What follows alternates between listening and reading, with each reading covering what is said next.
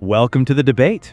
Thanks. Glad to be here. So right now there are well over 100 multi-billion-dollar AI data centers that are, just trying to plug into Pennsylvania's electric grid. Oh, yeah, the volume is staggering right now. Right. It's massive. And almost none of them have any kind of public approval because usually the traditional assumption with large-scale infrastructure is that you have a public process, right? You have local zoning hearings. Right. Legislative oversight, town halls, all of that. Exactly. But hyperscale AI facilities have historically just bypassed all of that. They operate under this veil of total secrecy. So today we are diving into Pennsylvania's Executive Order 2026-05. Which is a pretty wild piece of policy. It really is.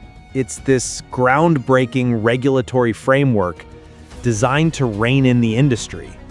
And what makes it so fascinating, and honestly pretty controversial, is that it operates entirely without new legislation. Yeah, we are basically looking at a state executive branch just completely bypassing its own legislature to regulate one of the most, capital-intensive, resource-heavy industries on the planet, using only administrative levers. Right. So the core question we really need to resolve today is this. How effective, and I guess how legitimate, is it to use existing permitting authority to do this? Like seeing how contracts replace new laws, essentially. Right. Using these state contracts to enforce really strict rules. And specifically, we want to analyze the technical requirements on water and energy consumption. Because that's where the actual physical impact hits the local community. Exactly. Can a contract act as a direct substitute for traditional lawmaking? So our discussion today is rooted in the recent rollout of the Governor's Responsible Infrastructure Development, or the GRID requirements. Right. In a state's mandatory template, the consent order and agreement. The COA, yeah. Yeah, the COA. So I'll be making the case that this contract-based approach is frankly a brilliant, pragmatic innovation. It successfully forces developers to internalize their massive energy and water impacts, and it totally bypasses the legislative gridlock that usually stalls this stuff. And I am going to argue that relying on executive permitting levers and, forced contracts, it basically circumvents the democratic process. It creates this precarious regulatory instability and honestly technical constraints that I think will ultimately paralyze critical infrastructure development. Okay, well, let me lay out the foundation of my position first. From my perspective, Pennsylvania has effectively cracked the code on modern tech regulation. That's a bold claim. I think it's true, though. They realized a very simple, very powerful truth, which is that contracts can substitute for new laws when the law just fails to keep pace with technology.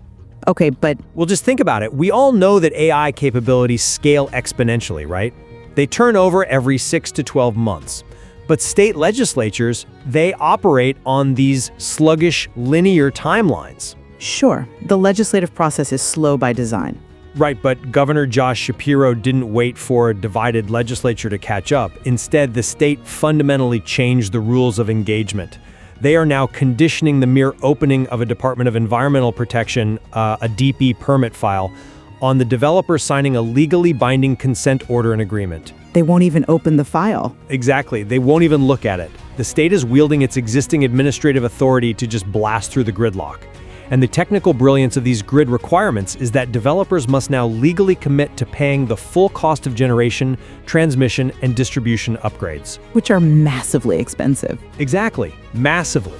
And they have to meet strict water conservation standards. So by utilizing a contract to mandate these upgrades, the executive branch prevents the staggering infrastructural costs of hyperscale AI from being, quietly absorbed by local households and small businesses.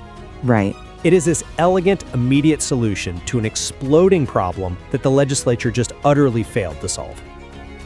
Okay, I see where you're coming from, but I approach this from a completely different philosophical and honestly practical foundation. Okay. This framework, it is not a brilliant administrative innovation. I mean, it is textbook regulatory coercion. Coercion is a strong word. But it fits. It undermines the predictability required for major capital investments. Look, a contract fundamentally implies two willing parties coming to a mutual agreement, right? Generally, yes. Right. In this context, developers who refuse to sign the specific consent order, they are permanently removed from Pennsylvania's Permit Fast Track program.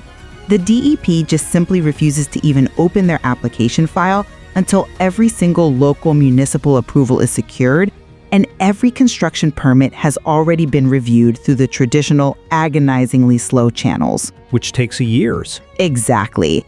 It completely inverts the normal sequencing that developers rely on to secure financing. I mean, you cannot get bank funding without a permit path. Right. And you cannot get a permit path without signing this executive ultimatum. So it's not mutual. Furthermore, we really have to recognize the extreme fragility of this method. Because it's an executive order. Because no statute was passed. Yeah, the Pennsylvania House actually passed bipartisan grid legislation, but Senate Republicans declined to move it forward. Right, the gridlock I mentioned. Sure, but because the executive branch decided to act unilaterally anyway, this entire multi-billion-dollar framework, it just rests on the stroke of a pen by a single governor. A governor facing re-election this November, I might add. I know, the timing is tight. Right, so any future administration can simply revoke the order on day one. When you compare this to actual codified laws enacted by legislatures in places like, California, Ohio, Utah, this contractual method creates a disastrous, unpredictable foundation. Multi-billion-dollar infrastructure requires decades of certainty, not fragile political workarounds. I mean, I definitely understand the concern regarding statutory permanence, but let's examine how this contractual mechanism actually functions in reality. Okay. Specifically when we look at the ban on secrecy, I think the overarching legality and frankly the moral justification of this framework is validated by the specific mechanism that makes it work, which is the outright ban on non-disclosure agreements. The NDAs, right? The NDAs, yeah. The executive order dictates that the use of NDAs is no longer permissible for Commonwealth agencies interacting with these developers. And for the past decade, NDAs have been the global standard for data center siting. Oh, absolutely. Everything is hidden behind shell companies. Right. These shell companies are utilized to deliberately hide load projections and water draw from the very residents who will actually be impacted. So, coming back to how contracts substitute for new laws, this contract substitutes for a new law by mandating absolute public disclosure to earn local consent. I'm not defending NDAs. But just think about it from a practical standpoint. It is like someone buying the empty lot next to your house, right? But legally forbidding you, or even the town council, from knowing if they plan to turn it into a 24-hour industrial factory that will just drain the local reservoir. Sure, no one wants that. Exactly.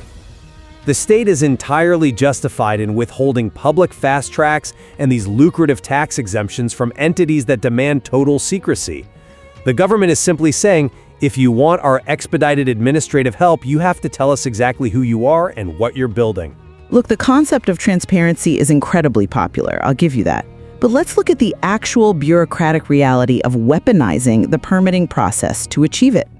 Weaponizing? Yeah, weaponizing. You mentioned withholding tax exemptions. This is where the legal gymnastics of this executive order really become apparent. The administration is tying the Department of Revenue's sales and use tax exemptions, which are massive financial incentives for server hardware, directly to the signing of the DEP's environmental contract.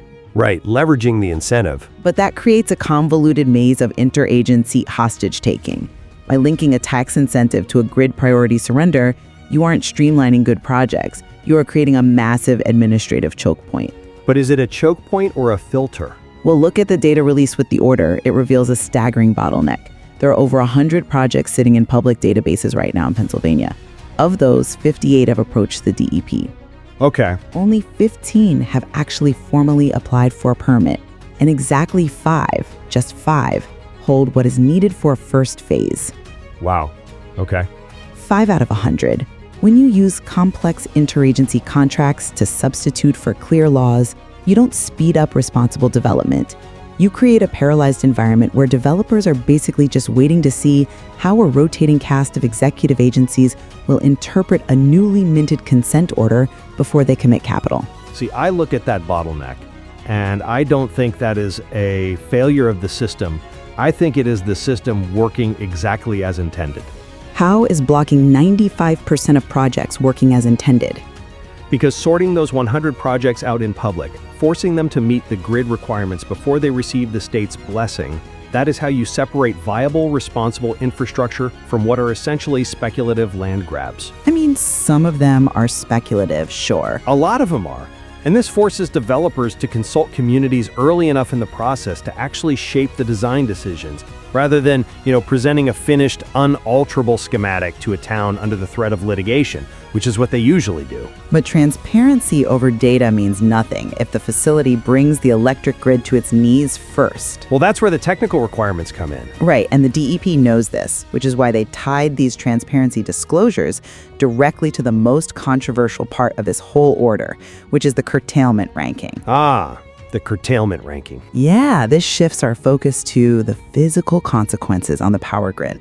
The Special Counsel for Energy Affordability is actively pushing the Public Utility Commission to mandate the data centers lose electric service before anyone else when the grid is under strain. Right, which protects hospitals, schools, and, residential neighborhoods from rolling blackouts during extreme weather events. That seems entirely reasonable. It protects them by destroying the fundamental business model of AI infrastructure. Okay, explain that, because I think a lot of people just see them as giant server rooms. Right, we really need to unpack the mechanics of what happens inside these facilities. If a company is training a large language model, a trillion parameter AI model, they have tens of thousands of GPUs synchronizing weight updates in real time. Right. If the regional grid operator cuts their power because, say, it's a hot day in July and the grid is stressed, the hardware doesn't just pause nicely. It doesn't just pick up where it left off? No, not at all. The system desynchronizes. You corrupt the checkpoint data. The developer loses days, sometimes weeks, of complex computational math, which easily translates to tens of millions of dollars in lost capital per event. Oh, wow. Yeah, it's catastrophic for a training run. If developers are forced, via this mandatory contract, to price in the extreme risk of losing power first, they are just not going to build in Pennsylvania. They will take their capital to states that don't treat them as a disposable, interruptible asset. I see the risk there, but... And wait. Furthermore, the order demands they pay for PJM's reliability backstop auctions. Right, the regional grid operator. Exactly. PJM is the regional transmission organization, and backstop auctions are essentially capacity markets. You pay power plants to stay on standby, just in case demand spikes. Forcing data centers to shoulder that standby cost alone through an executive contract rather than a broad legislative tax is, well, it's like making a new resident pay for a fully staffed ambulance to sit idle in their driveway 24 hours a day just in case they get sick, while the rest of the town pays normal taxes. It is totally punitive. That is a great analogy, but I interpret that dynamic entirely differently. I fiercely defend the curtailment ranking, and I think it echoes a really vital principle articulated by PUC Chairman Steve DeFrank. He said, growth should pay for growth. I agree with the principle, just not the method. But you argue that turning grid costs into a constraint on uptime will make them flee. I argue it is the exact technical lever required to force hyperscalers to innovate in energy efficiency. By threatening their uptime? Yes, because if they know they are first on the chopping block for curtailment, they are mathematically forced to change their architecture. Okay, how? They will build robust on-site backup generation, right? Like small modular reactors or geothermal storage. They will invest in advanced cooling systems that draw less power during peak hours. And they'll design more fault-tolerant AI training architectures that can actually handle those rolling power adjustments. Or they will just bypass the headache and build in Ohio, where the legislature offers clear statutory guidance without the threat of sudden curtailment. They can try, but they cannot hide from grid physics forever. 27 other states are currently weighing large load legislation right now because the grid constraints are completely universal. Sure, the grid is stressed everywhere. Look at what happens when a state does not mandate these curtailments and upgrades up front. If you look at Virginia, which is widely considered the data center capital of the world, 48 massive projects, representing like $156 billion in potential investment, were blocked or stalled by intense local opposition just this year. The pushback there has been huge. Right, because the citizens realized the data centers were threatening their local grid reliability and driving up their baseline utility rates, so they revolted at the zoning level. Pennsylvania's contractual approach preempts that local rebellion by legally ensuring data centers lose power before households do. The contract secures local consent, which honestly is the only way these multi-billion-dollar facilities actually get built in the long term. But that assumes the premise that executive fiat is the only way to secure consent. If we agree that growth should pay for growth, we should implement that through the legislature. That's where all stakeholders, the utilities, the tech firms, the consumer advocates, can actually debate the economic impact of that curtailment ranking. When an executive order just declares it, it sends a chilling signal to the capital markets. It sends a signal that the state is serious. It sends a signal of instability. And this local rebellion you mentioned, it isn't just about electricity. A massive power draw is always accompanied by a massive physical footprint that threatens local natural resources. And this brings us back to the core issue, which is we need to analyze the technical requirements on water consumption, because this further illustrates the limits of executive authority. I actually look at the water usage requirements as one of the areas where the consent order absolutely shines.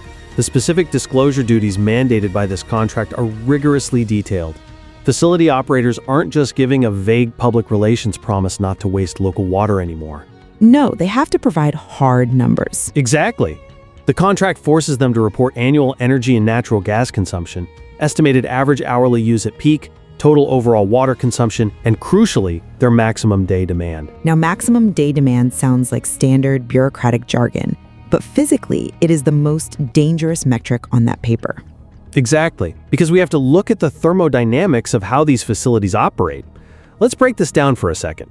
Data centers are essentially massive heat generators. Yep. To prevent the servers from melting, operators frequently rely on evaporative cooling systems. So they pump water over heat exchangers and blow air across them, evaporating the water to reject the heat into the atmosphere. It's essentially a giant swamp cooler. Basically, yeah.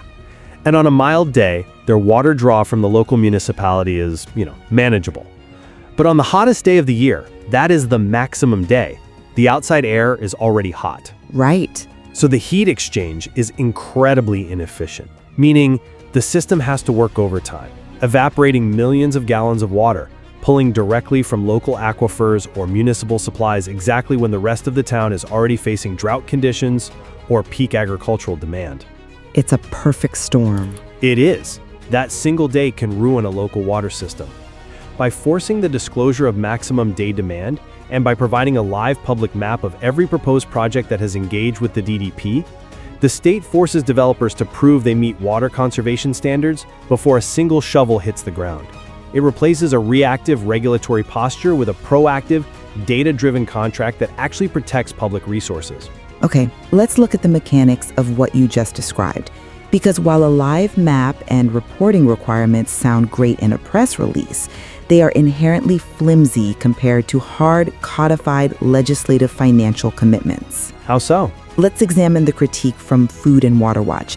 They campaign heavily on protecting local aquifers from exactly the evaporative cooling threat you just outlined. Right, they are very active in Pennsylvania. And they called this executive order too little, too late. Really? Yes. Why? Because the highly lucrative sales tax incentive for data center equipment actually survives this order. The governor is demanding transparency on maximum day water demand, yes, but the executive branch is simultaneously handing out massive tax breaks to the very facilities draining those specific resources. I see the contradiction there. It's a huge contradiction. If we want to look at how this should actually be done to protect citizens, we need to look at states passing actual binding financial laws that target the economics of the industry. Okay, so you're referring to the statutory approaches in places like New Jersey and Virginia. Precisely. Let's look at New Jersey. They recently passed the Data Center Fair Share Act. That is a real debated statute. Okay. It legally requires facilities above 50 megawatts to commit to paying at least 85% of their projected power costs for a decade. Oh, wow. Right. That guarantees the utilities and the taxpayers aren't left holding the bag if the AI bubble bursts and these facilities go dark. And Virginia added a hard energy consumption tax of 1.1 cents per kilowatt hour. Which adds up incredibly fast for a data center. Exactly. Those are real durable financial laws passed by legislatures that fundamentally alter the economics of resource consumption. A contract based on a live map, forced onto a developer by an executive branch that could change hands in 24 months, it is simply not a substitute for democratic lawmaking.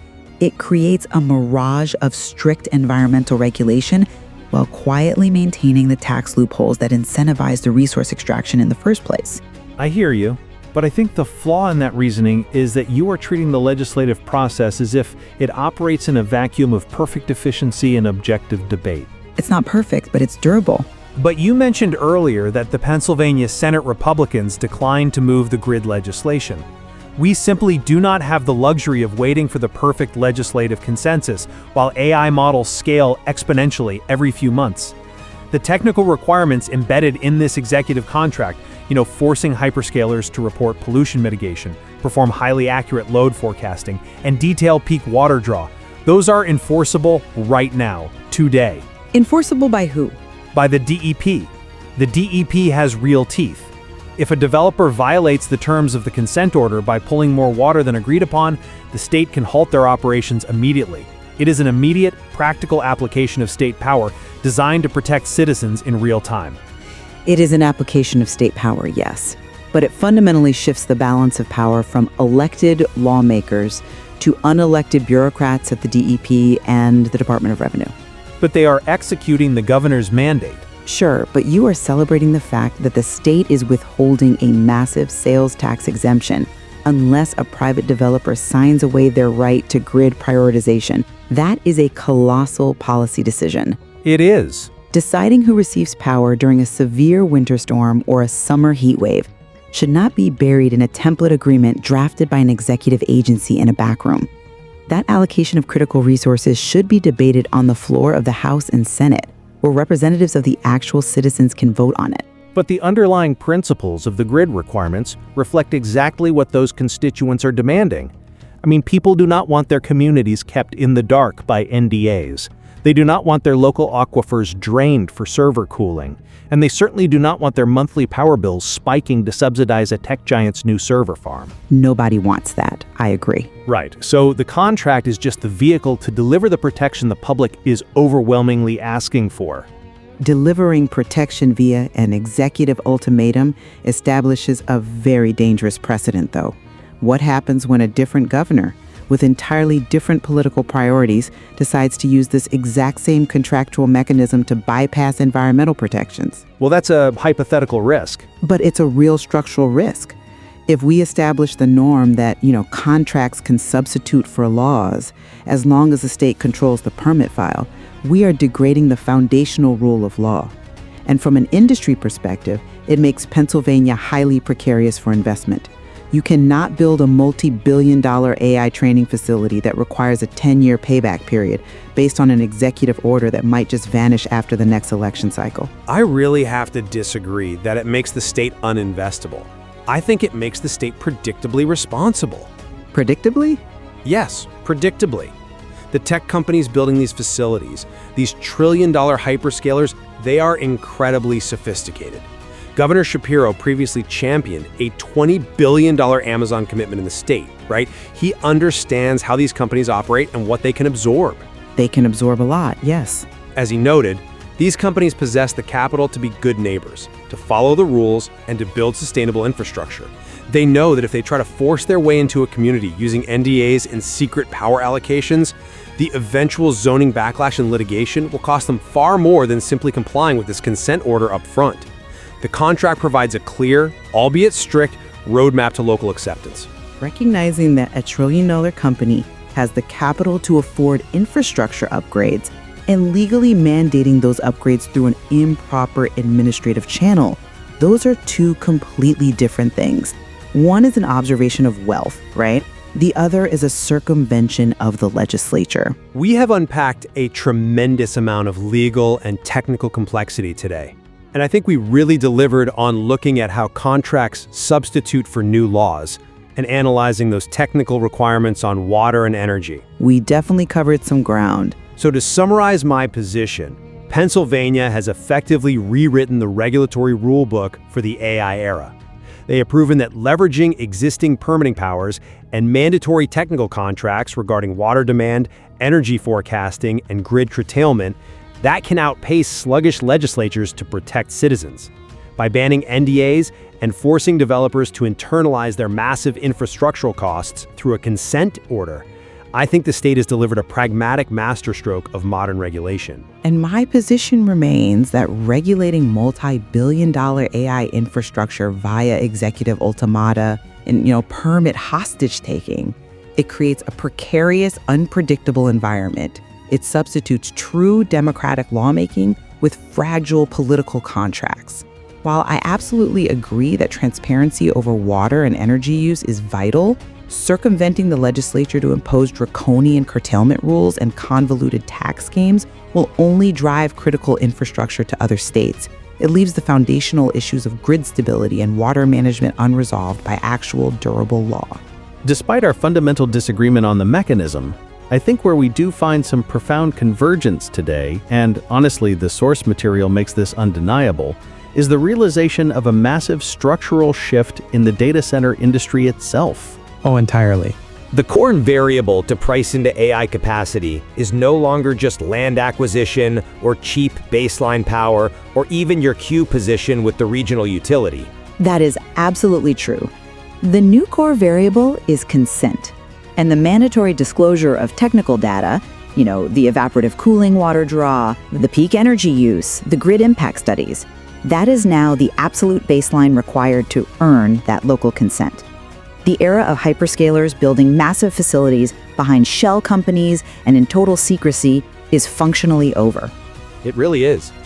This is a remarkably complex issue sitting right at the intersection of cutting-edge technology, thermodynamics, and administrative law. Listeners should keep a close eye on whether this Pennsylvania contractual template spreads to other states looking for a quick regulatory fix, or if it ultimately collapses under its own lack of statutory permanence as capital flees to friendlier legislative environments. It's going to be fascinating to watch. We will leave it to you to weigh the evidence and decide which path is best. But the next time you look at an empty lot in your neighborhood, just remember, the fight over what gets built there and exactly who gets to know about it is quietly reshaping the future of the internet. And the grid we all rely on. Thank you for joining us.